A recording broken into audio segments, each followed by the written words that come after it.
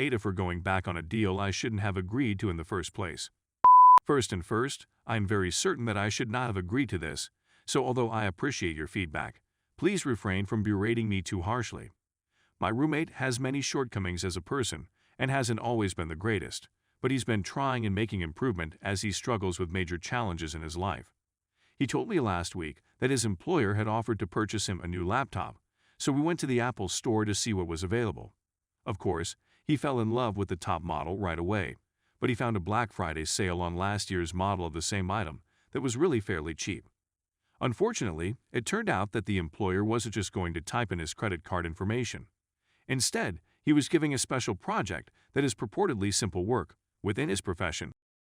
I'm not really sure what that means, for which he'd be paid enough for the laptop within a few weeks. Of course, this isn't enough for my roommate. Apparently, the job on the computer is quite CPU intensive, and he can't help but think about how much quicker he'd get it done if he had the new machine before starting the work. He was also concerned that if he waited too long, he might lose out on the Black Friday offer. However, it seems that the deal is only available until supply runs out. So he offered me an intriguing offer. If I paid for the new machine using my credit card, he would give me a premium over the cost of the laptop, as well as sell me his old laptop at a discount so that I could resell it on eBay for a profit. So I stand to make roughly $300 by leaving $2,500 on a credit card for 3 weeks, which should cost me nothing in the end. The problem is that I'm beginning to have significant concerns that this will work out. If he doesn't pay me by the credit card's due date at the beginning of next month, I won't have the funds to pay it off myself and will be forced to carry a balance, which would cost me money and interest and affect my creditworthiness. I've been thinking about a home equity loan recently. 2 major failed promises are the root of my skepticism. He owed me $200 in rent at the time I made the order, and he hadn't paid it yet. He also performs some side work for me and promised to complete a project for me by yesterday night. When I returned home, he was sleeping on the sofa, and the project was still unfinished. I opted to adjust the delivery choices at FedEx to avoid the laptop from being delivered before I received my money and papers. It's now concealed in my vehicle, and I'm really contemplating going to the Apple store to return it and wash my hands of the situation. I informed him this morning that I would keep the laptop until I got the money and the papers, and that I would demand him to sign a legal contract. But the more I think about it, the more I want to tell him that the entire thing is a shambles. At 1:00 this afternoon, he finally sent a half-completed paper to me, and I had to spend an hour editing it before I could submit it. I'm going to be chastised for submitting it so late. I really wanted to have it in first thing in the morning, and if I'd known he wasn't going to bring it, I would have done it myself. I depended on his word, on something reasonably basic. These papers shouldn't take more than 2 or 3 hours, and I handed him the project on Monday, and he let me down. So at this point, I'm simply scared that if I go through with this agreement, I'll be burnt. Is it me who is the jerk if I back out of it? Is it honor-bound for me to follow through since we've made a handshake agreement, or am I justified in reneging because his conduct has caused me to hesitate? Edit 1. I've decided to cancel the arranged transaction. I went to the store and returned the machine, so it's no longer physically in my possession. I still haven't spoken to the person about it. I'm terrified of it, but I'm trying my best to mentally prepare for it. Edit 2. It becomes much better in the second edit. I went to take a little sip of bourbon from the bottle I'd kept on my nightstand for a few days last night, and it looked curiously light. This corresponded with my roommate seeming inebriated, despite the fact that there were no empty containers in sight. So, before going for dinner today, I arranged everything in a manner that I could readily recognize. When I arrived home from supper, the bottle had shifted.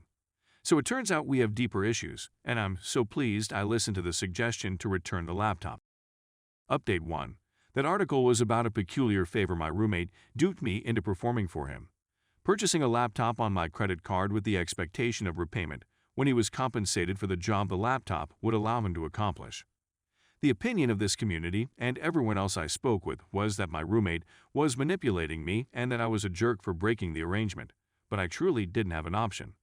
I decided to intercept the cargo and hold it until we could further examine the situation, and I offered him the option to refund the money he already owed me. I didn't openly ask him for money. Instead, I merely announced my presence and waited for him to make an offer. He didn't do it.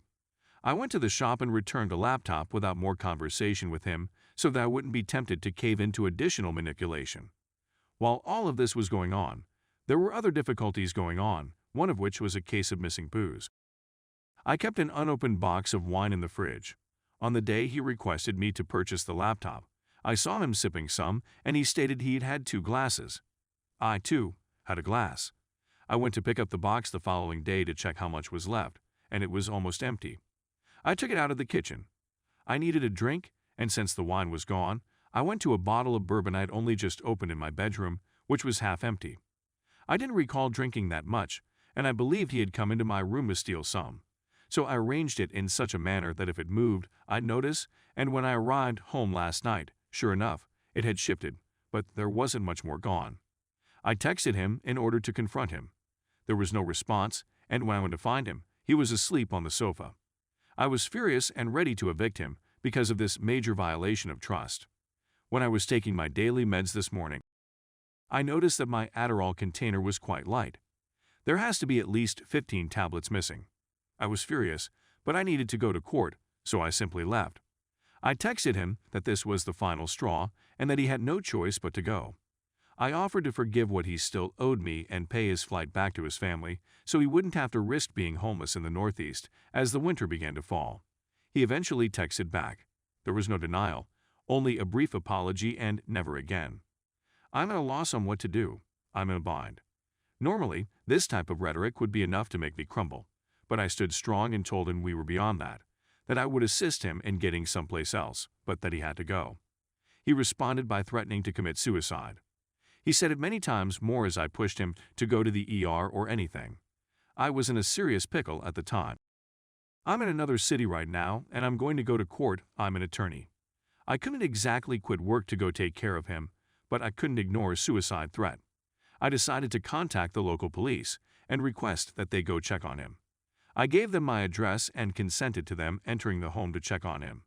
I told him that I was going to have someone go check on him, and of course he claimed he was just chatting and needed to remain home to get work done, and that I would be wrecking his life if I did this since he would be fired if he didn't get work done today. That is not my concern. As far as I can tell, at this point, someone texted me from my residence threatening suicide, so contacting the cops was the only option. At this point, I can't think of any other course of action I could have done save contacting the cops. In retrospect, I could have phoned a social worker I know and requested her to make an emergency visit, but this is not her concern and I'm not sure it would be safe for her. So no, I didn't have a choice. Anyway, that's the news. I'm going to go home and check if he's there. I'll contact the cops on the way to see if they can give me an update. Oh, I forgot about the necessary bit. In this circumstance, AITA for calling the police on my roommate's update too. I contacted his mother at the hospital. Definitely a crisis, and my resources are exhausted. The mother expresses gratitude and adds she was thinking about doing the same based on her understanding of the scenario. I'll see what I can do to help him keep his job. I'll visit him when the hospital calls to tell me whether he's admitted or discharged. If he's discharged, I'll encourage him to focus on work in crisis mode for a day or two. If he's admitted, I'll figure out how to send a message to the boss and make a vague statement about a medical emergency. Under such conditions, I doubt the person wouldn't be understanding, although his tolerance has probably been tested to the same extent as mine.